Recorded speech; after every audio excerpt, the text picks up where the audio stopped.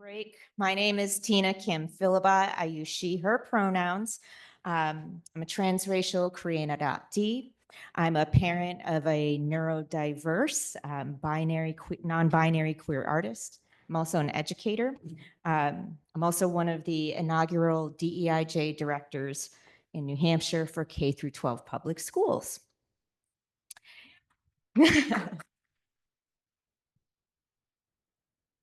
So in my independent capacity as a DEIJ practitioner, myself and one of my dear friends, and I think a dear friend of many people in here, Andres Mejia, we are plaintiffs in the classroom censorship law, which was so vaguely parsed that teachers risked losing our teaching licenses or being held personally liable in superior court if we were to defy this law.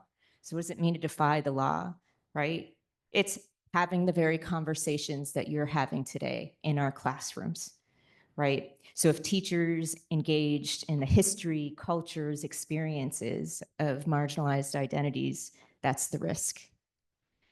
We are represented by the ACLU, by GLAAD, and a diverse group of advocates. And I'm proud to say we won.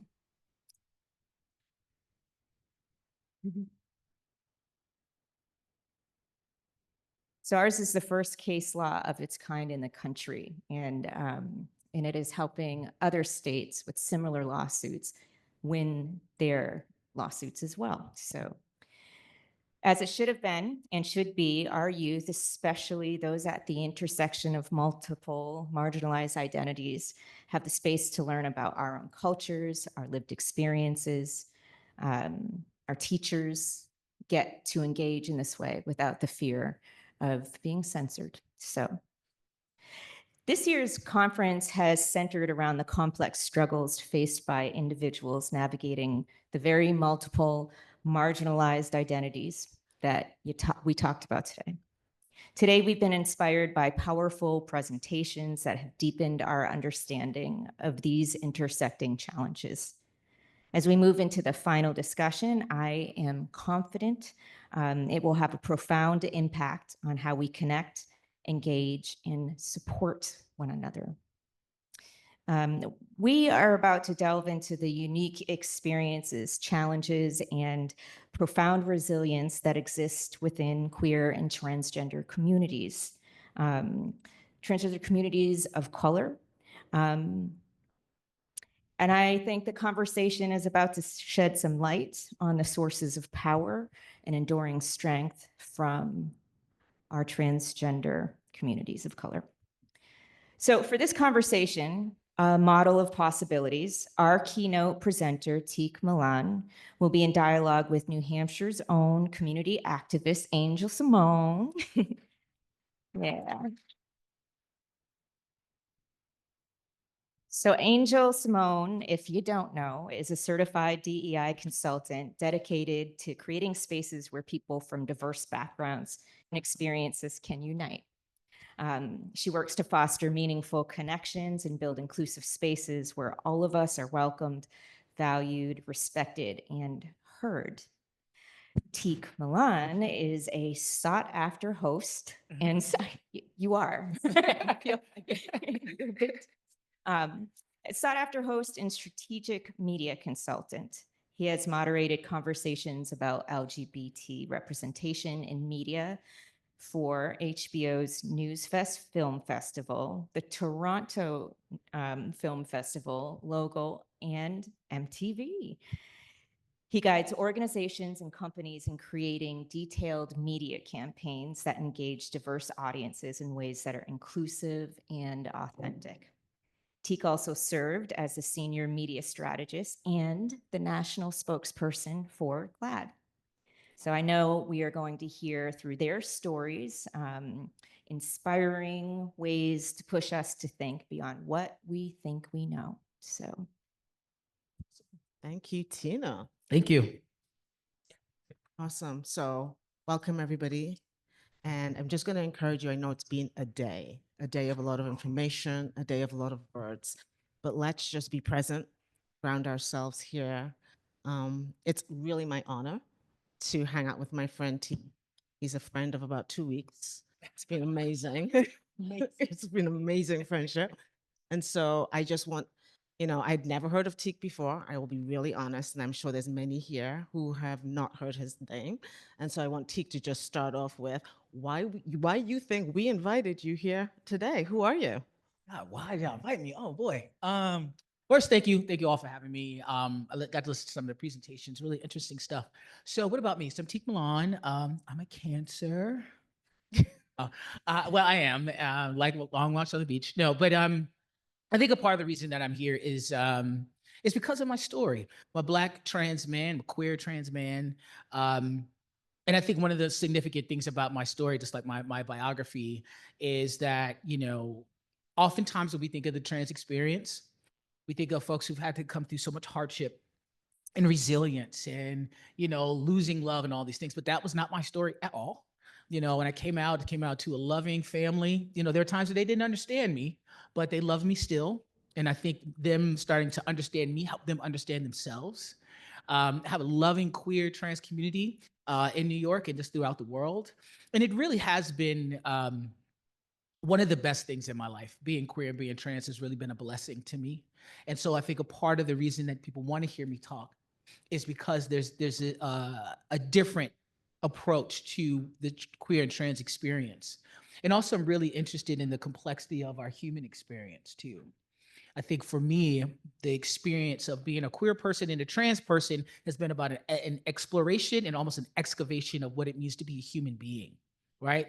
I've had to really investigate what it means to be a man, what it means to be Black, what it means to be a sexual person, all of these things, and kind of like wipe the slate clean of everything that I thought I knew and be able to define myself for myself. So I think a part of my story is how I have been able to, and I'm continuing to develop a masculinity that is tethered to my spirit and is not predicated on what people think I'm supposed to be, and is not defined by the things that I have control over, the things I have more dominance over, or the things or people that I may compete against. So just a new type of masculinity is what I'm trying to think about and live in. Awesome. When I think about, we've been talking about masculinity and femininity, et cetera, and let's all admit that all of those words are social constructs, right? They are defined by society. So when we think about masculinity and femininity, I am donning on a definition that you have said masculinity looks like, et cetera.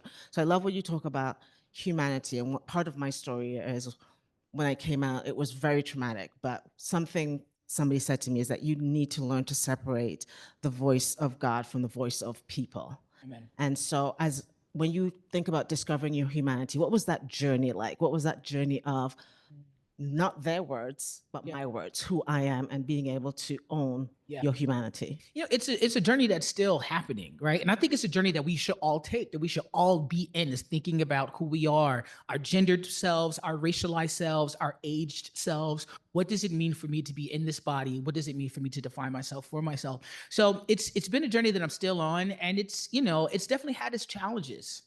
Sometimes it can be kind of isolating. When I'm trying to figure out who I am in the world, and who I am in the world doesn't necessarily look like, I might look like what everybody thinks I'm supposed to be, but how I think and how I move may be a little different. When I was trying to like developing my masculinity, and again, I'm still in this developing a masculinity and a manhood that feels good for me, I was looking at all of these different examples of manhood around me, right? Like, Anthony Bourdain, I was a huge fan of his. I was like, just the kind of man I want to be. Or my father, or just so many cisgender heterosexual men. I was looking at their blueprints of what it means to be a man, and respectfully, I was like, this is awful. This is terrible. I don't want to do this. What are y'all doing? You know what I'm saying? So sometimes it could be a little confusing. So it's like, well, where do I fit in?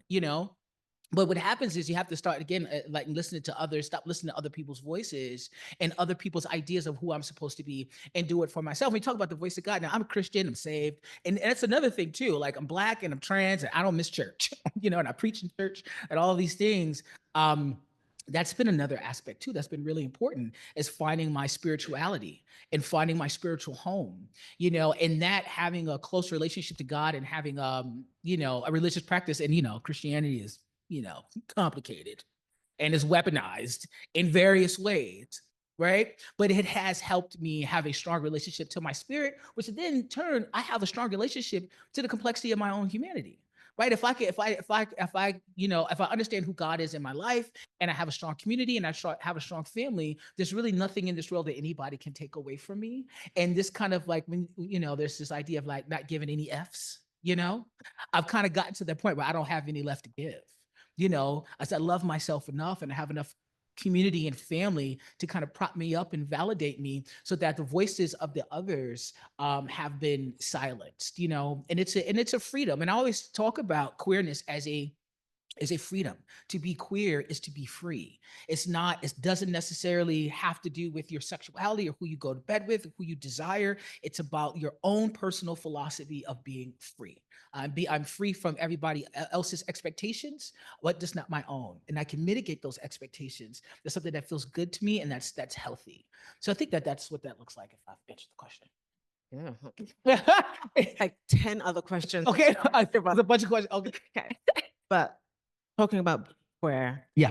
free, I attended a conference about 3 weeks ago, and the whole premise of the conference is that being queer was positive. Like, as a queer person, you belong to the table, at the table. And it was executives who were all queer. And the question was, and the same question I'm going to put to you is, what uniqueness as a queer person do you bring to the table that no one else offers?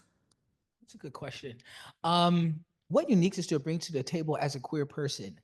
Okay, so I was having a conversation with a friend recently, and I was talking about how I find sometimes it's hard to make friends with men. As it's 40-year-old men, it's just, there's not a lot of guys, or if there are with men, there sometimes feels like men are competing with each other, or with gay men, it's just a desire thing. And it's just like, why can't we not just get past this, right? And so I was talking to her, she was like, and I said, I exist outside of this. I'm not in a competition with anybody. I'm not competing with men. I'm not competing with women. Like my competition is myself. And we were having this conversation, and we were thinking about this idea of competition to people of the same gender is something that feels like uniquely heterosexual. And I could be wrong. Tell me, straight folks in the audience, I could be wrong. But I think what my queerness does, it allows me to be outside of this kind of dominant narrative, right? Or maybe less than dominant, but the centralized narrative, and to giving people a different perspective of what that looks like. So again, my queerness isn't necessarily about sexuality, but it's about the human philosophy. Like my own personal philosophy of being free in this world is what queerness looks like. So yeah, I think that's what it is. So this idea of being free outside of other people's ideas, again, of your gendered self, your age self, your racialized self, just being completely outside of that, and being me for me. Yeah. I know you shared that for you, your personal story doesn't come with a lot of heartache, but No. one of the things we talked about is being queer as queer people at the table. And one of the things we do bring is a lot of resilience. There's a lot of us who've had to really fight to overcome some things in order to show up as our fully authentic selves. So we bring resilience, we bring compassion because we've had to sit through some spaces. Can you share some ways that you think the positiveness of your story has impacted those, and experience that you've had with others who may not have had such a positive experience in that intersection? Sure. I think for me, I've been blessed to be able to be a model of possibility for so many other queer folks, of all ages and of all races whose queer experience has been just mired in adversity and heartbreak. And so when I show up with my story as my full self, as a successful and loved, Black queer man, people can see this and say, I can be possible too. Like there's something outside of this. And I have people hit me up all the time. Like, I look to you as, to tell me that I'm okay, that I can be loved, and I can be successful, that I don't always have to exist on the margins. I can flip this around, and I can centralize who I am in my own culture when it comes to queer culture. And I will tell you, throughout my work, at the beginning of my career, I worked a lot with LGBTQ youth. And this was probably the most defining and poignant work I've done, and I get to do, these high profile things and all these things, but working with these kids at the Bronx Community Pride Center, and the Bronx is the poorest borough in New York City. It also has the highest population of Black and brown people, and it has the highest population of Black LGBTQ people. So all of those things are interconnected, right? And I was working in this community center, and we didn't have anything. Like, we had nothing. Okay, the building was like leaning, like it's gonna collapse. I'm serious, you know. We would come in and, you know, perhaps have eaten through the food that we had prepared for the kids. Like, it was really, really rough. But let me tell you, these kids used to come in here. We had kids off the street, homeless, marginally housed kids who were coming from families that hated them, that treated them badly. But those babies came in there, and it was just so much joy in their faces. You know, we would do parties and they would do costumes and balls. We didn't have anything. These kids are making things out of curtains and lampshades and paper. You know, just the way in which we were able to take the scarcity of what we had because of who we were and turn it into abundance and turn it into love is probably one of the most beautiful things that I've seen. And that was the positivity that I saw from them. So it's as much as I was a model of possibility for them, so they were for me. And it really allowed me to understand that, and this can sound corny, but that when you get down to it, people, it's just all about love, period. That is it. Like, these young people that I work with, the ones whose hearts were the most broken, the ones whose hearts were so broken that they had developed mental illness, the children who I lost to violence, the kids who were the most violent were the kids who were the most unloved. And I'm saying all that to everybody in this room. So if you have queer or trans people in your life, just showing up and just loving them a little bit can literally save their lives.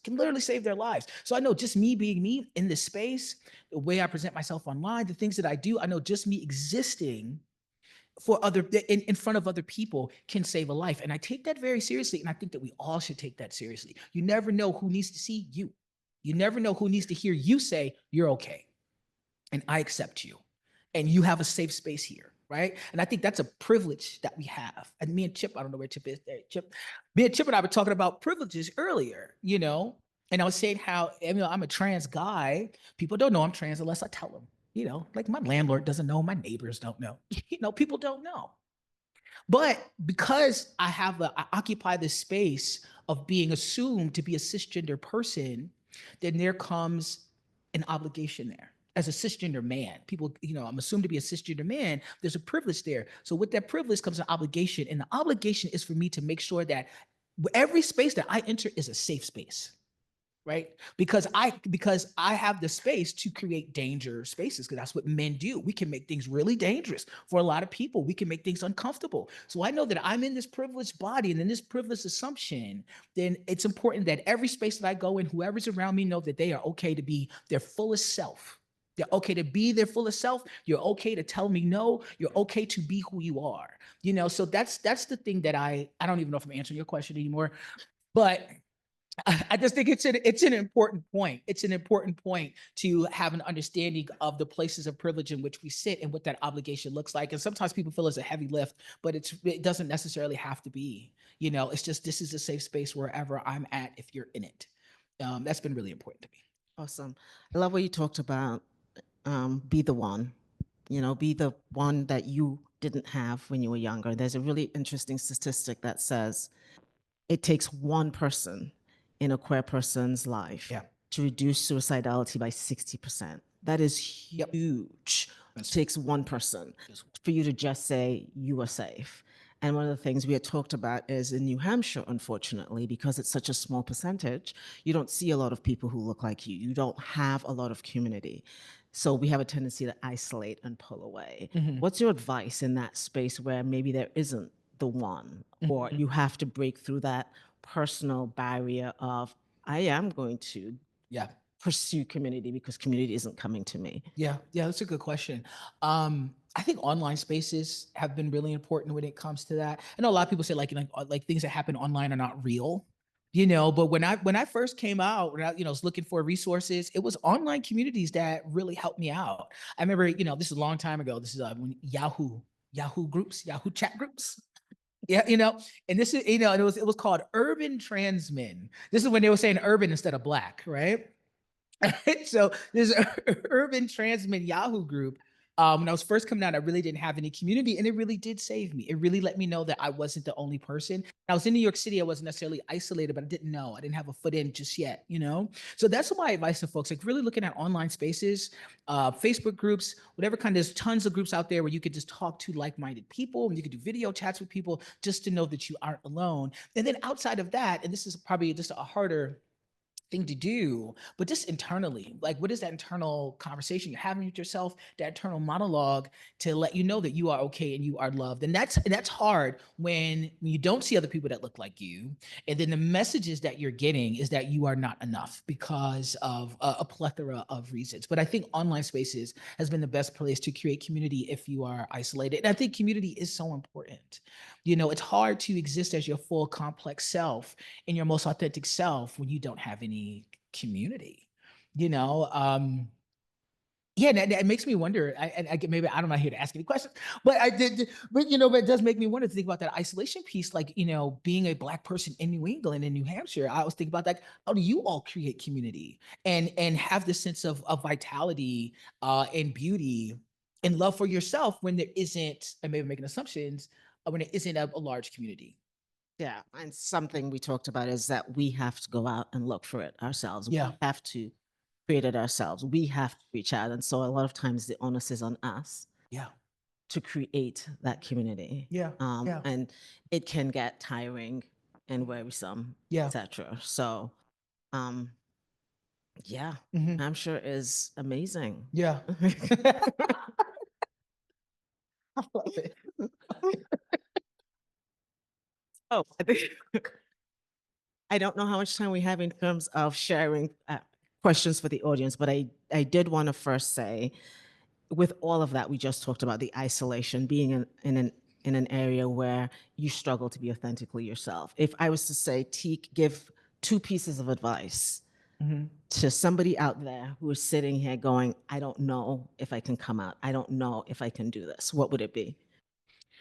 2 pieces of advice. Coming out in your queerness and in your gender is one of the most most affirming and beautiful things that you can do. And I know it's hard and it can come with a lot of hardships, but once you're out and you find your people in your community, it's a community of just brilliant souls, brilliant people who are free and who are compassionate. You know, one of the best spaces to be in. You know, we just accept people for who they are and the various gender presentations and their various, like, you know, bodies. You know, so I think that's one piece of advice. Coming out is hard, but once you do, you'll be better for it. And to know that you're not alone. Like, you are a unique human being, but you are not isolated. There are people who look like you. There are people out there who are going to love you. There are people out there that are going to affirm you, right? But also being able to, again, having that conversation with yourself first, knowing that you are enough and taking good care of yourself while you search for community. But once you do come out and you have this community, it's a beautiful, beautiful experience. And I'm so proud to be a part of the queer community, trans, really. Awesome. So I agree. And so when I came out, it was the best thing that ever happened to me. And it was one of the hardest seasons of my life, right? So I always say, if you're gonna come out, know that it can cost you, right? When I came out, I lost my community. I lost my family, divorce. I was kicked out of the church that I was in. I was asked to leave. And the journey of really discovering that voice of God versus voice of others, and getting rid of the shame and the guilt, etc. Yeah. And so working in a secular job and realizing people accept you. It was the weirdest thing for me to be in the office and sharing with somebody that I was gay, and they were like, okay, so what's the project? And you're like, wait. But did you hear me? There's people out there who actually don't care. Yeah, a lot more than we think. Right. A lot more than we think. And so that place of finding one, and then it was 5, and I'm like, oh my God, they don't care. I'm gay. I'm like, then I started waving the rainbow flag, you know, but yeah, really gay.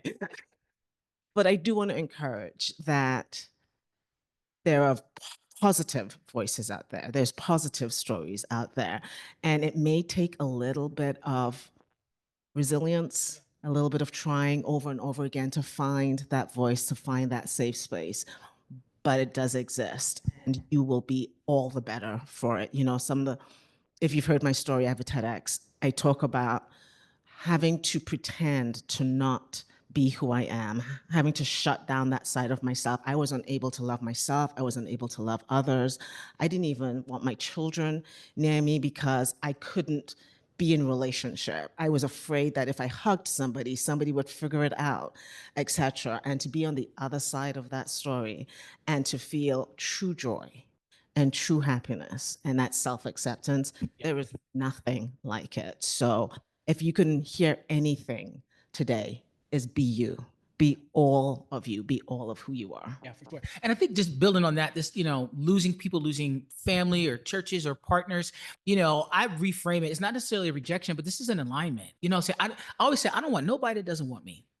Nobody doesn't want me. When it comes to church, families, partnerships. So it's like, just like trimming the fat. If you are not here for me, then you're not here for me. Because the people who are, you're just making more space for the people who are actually going to love me and appreciate me to come into my life. And I could say it fully confident now, but when you realize that you start to lose people, it's heartbreaking. Just tears, just the wailing and the tears and the confusion and going through that emotion. But then you come out of it, it's like, you know what, this is good.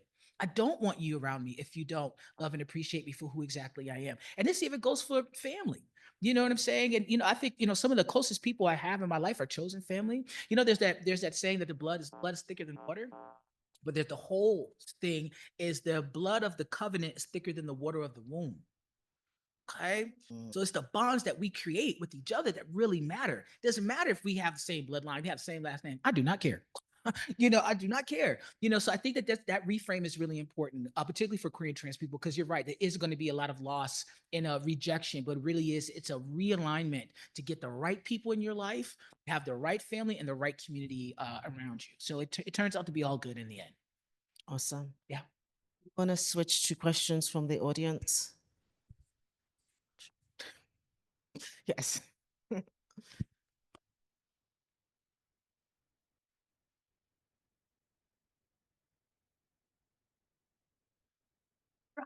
Run, no, just kidding. Is this okay? So hi. Thank you for your conversation. I'm an educator for 18 years. I've been started what was GSA. I've been supporting queer youth in the state of New Hampshire and Manchester for 17 years. And when you talked about working with young folks in New York, one of the biggest struggles that I've had out of I can tap into our white communities and white presenting students in my GSA, but I'm missing a curve to our queer Black kids. And is there any kind of advice, like when I hear you, I'm like, how'd you get them to come? Yeah. How'd you get them to come? I give food, I play music, but how'd you get them to show up? I want to be better. I know there are Black queer kids in my school, but I'm not gonna address them, maybe call them out or anything. But I want to make sure they know. I mean, you walk in my room, you know that I'm queer for everything. But I want them to come to the spaces that I have adults like yourself or other people to offer them more options. How do you can you give me any advice to? I think my first question would be, have you asked them what's keeping them from coming? Oh, also we're in it's Manchester, it's an all white staff. So I don't think they're used to, what I'm and I'm trying to bridge that barrier of the representation is crap. Yeah. Right. Yeah. Just off the top, I would think, if I wanted to get more Black kids in the most white spaces, I would try to do something exclusively for the kids of color. I want to do this one thing for the kids of color specifically, so you can have this safe space. But I also think might be important to have someone of color to facilitate that, because those types of exclusive spaces are really important for folks of color when you are in a majority white space. Right. So there's the code switching. There's this idea you have to kind of protect yourself. You can't necessarily be your full self. So I think that could be really helpful. Say this is for the Black queer kids only. Some people are going to be up in arms with that, but you know what? I don't know. Talk to your mom about it. I don't know what to tell you. You know, and seeing there's a person of color who could facilitate that with them, just so they can have this piece of community and then build it out and keep giving food. Gift cards are really good. Movies are really good. But I think having that exclusive space could really be important. And then start to ask the questions like, why, what's happening? Why are you not here? What do we need to do? What are some pain points for you? What are you missing? What do you need? So finding that out and then filling those gaps. But I think that exclusive space would be important for them first. Yeah. Thank you.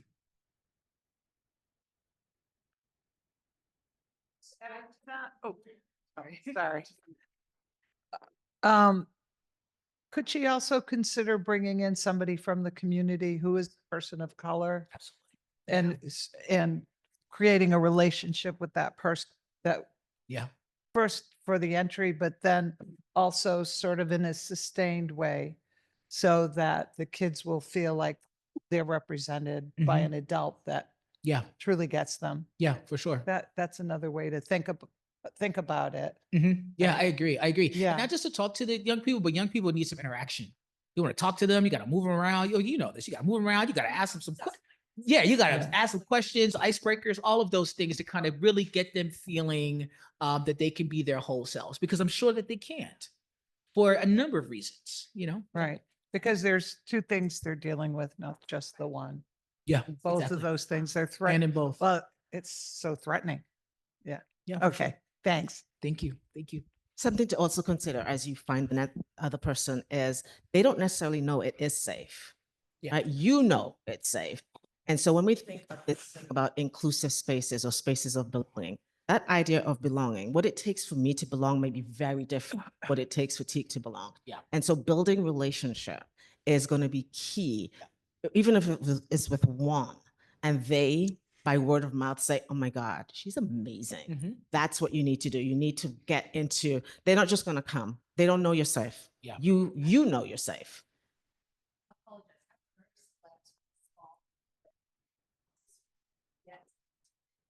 Gotcha. So my pool is very small compared to the greater pool, and I'm trying to extend to my white staff, Mhm. like, hey, like, and, create those relationships and bring them. Yeah. 90% of them are,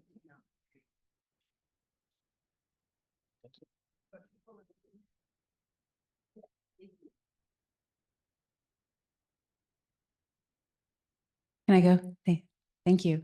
I was really struck by the statistic about one safe person it reduces the risk of suicide by 60%. That blows my mind. And so one of my question is really around the importance of faith-based communities, because I think people know that being a part of a faith-based community is a protective factor against anxiety, depression, suicidality.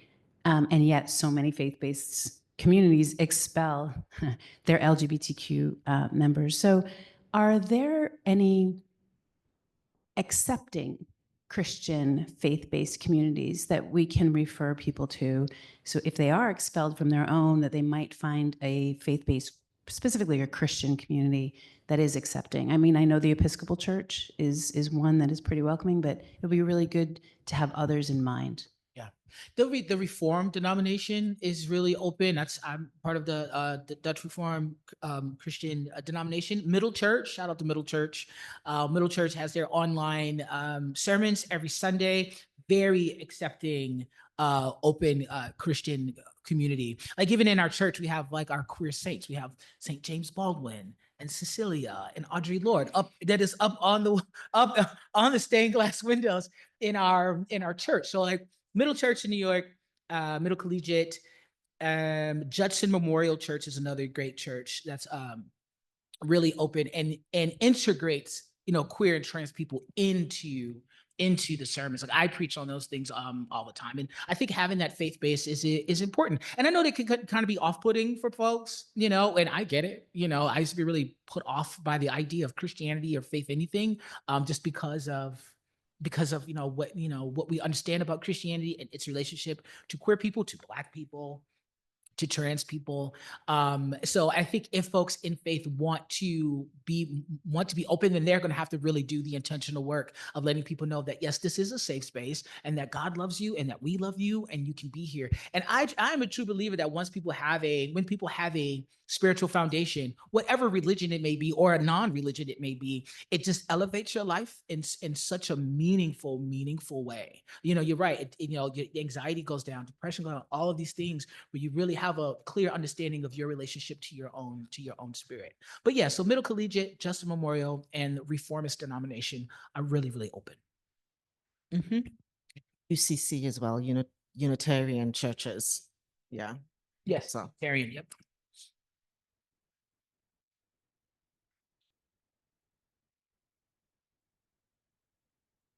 I'm going to have a hard time articulating this, but you talked about constructing yourself, your manhood, your idea of manhood, and you sounded like you did that systematically, like very thoughtfully, very conscious work.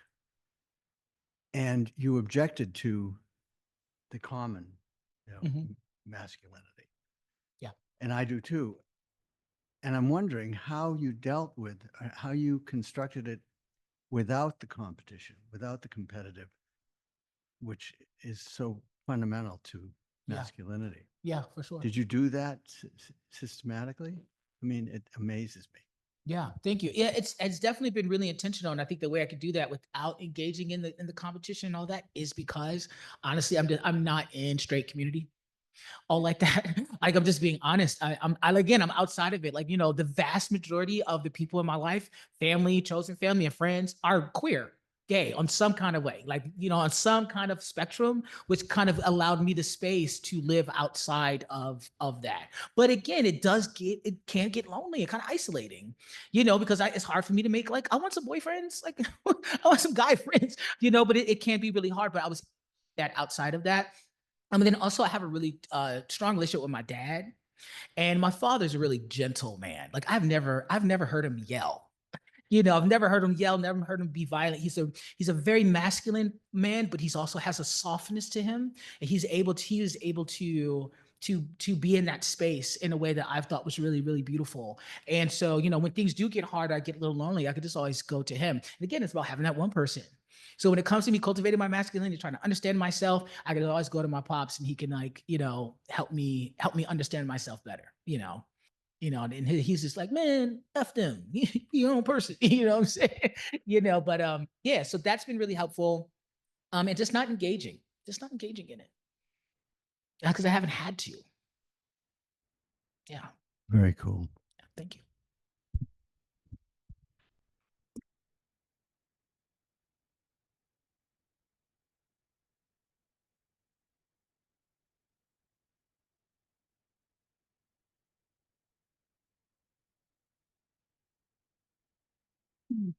Thank you for all of your comments and your sharing and your vulnerability. I really appreciate it. Again, I don't know how well I can articulate this question, but it's the question about religion has come up, and both of you have mentioned spirituality, religion, and one of you from a very negative position, and other, I think, more positive. And I think we know that a person's religion can further complicate the process of coming out Oh, yeah. and of determining one's gender and sexuality orientation. So it's another intersection, if you will. And I wondered if you have any thoughts about how to negotiate that intersection, one, and two, I wonder if conversely, if one's in a religion and coming to terms with one's identity, but on the other hand, if the process of coming out will lead someone to a religion or spirituality. And I should have done this before, but somebody did say quickly, the Episcopal Church is very open to gay people. And if you know, New Hampshire once had a gay bishop. And there are several gay priests and bishops in the Episcopal Church. And from a non-Christian perspective, Buddhism is very open to Yeah. sexual orientation, as you know. Yeah, Thank you. Take it. for sure. Yeah. So the first part of the discussion, the reframing, the reframing. Oh, okay, so a couple of things. So I think my experience of being trans and queer had brought me closer to God. You know, I always said it was my blessing. Like I felt more myself. I felt more open, and I think that openness allowed me to create a relationship with my own divinity, and also, you know, I can like see the divinity, and I can like see God work in trans community, the way we show up for each other, the way we just love upon each other. You know what I'm saying? The way we give and share with one another, the spirit of charity, where we're always just giving and opening up our spaces and giving food and giving transportation. That is God's work. And so for the reframe, when I do talk to people and I try to bring them into the church, I try to reframe this idea that, you know, we don't serve a God of vengeance and hatefulness. Like that's nuts. You know, we serve a God that is just love, period. And when you show up as your authentic self in your gender and in your sexuality, you know, and you love one another and you take care of one another, that's God's love that works through you. So that's the reframe that I give to like young queer people and even like older queer people who are trying to find their way. So I think this reframing of understanding a loving God and also keeping it really scripture based, like not just talking up here in this theory, but actually I can cite this to you to tell you that you're okay and that you belong here. Right. And also, and then my transition has brought me into spirituality because I didn't necessarily grow up like that. I grew up Seventh-day Adventist, but my mother wasn't like active. My mother was like more agnostic. She could take it or leave it, you know? So I didn't grow up in a very religious household. And I think that allowed for me to be who I am because we weren't under these constraints of religion. So yeah, thank you. Yeah. Sure, I can share. So I'll just share more from a personal perspective, you know. And my journey of, like you said, the wrestling of coming out while being in religion. I mean, I was a pastor of an evangelical church, and sitting in a space where you're hearing from the pulpit, etc., and knowing within myself who I am, and I spoke to other pastors who were accepting, and their advice was along the lines of, in order to hear God's voice, you need to stop hearing the church. And so I want to separate religion from God. Yeah. Because it's not necessarily one and the same. Yeah. And so that was the journey I had to take, was discovering God for myself, because I was putting the pulpit above God. Mm-hmm. And that's where I encourage other queer folk who have a spirituality. And so I stay away from the word religion, is hear God for yourself. You know, and my wake up call was, as a pastor, somebody had called me and they had somebody in their church who was gay and they wanted me to talk them out of it. And it's really interesting. And so I'm on the phone and I say to this person, I need you to do me a favor, because I felt like the biggest hypocrite anyway. So I asked this person, I said, I need you to just go put on some worship music and just hear God for yourself. And they were suicidal at the time. And they called me back 6 hours later and they said, for the first time I heard God say, he loves me. And I was like, you son of a... And that was it. That was the beginning of that journey of God is love. And the rest is history, as they say. But just to wrap this up, what gives you hope? What gives me hope? People, I still believe in the goodness of people, and I see the goodness of people all the time. As much as I think that we have a loud minority voice that tells us that we hate each other and we're just so at odds with each other, and that happens. But I think the vast majority of people are good. No matter where we are as far as our race and gender, and the vast majority of us want good for not just for ourselves but for other people. So I do have a lot of hope in humanity. I really, really do. So, Yeah. So much.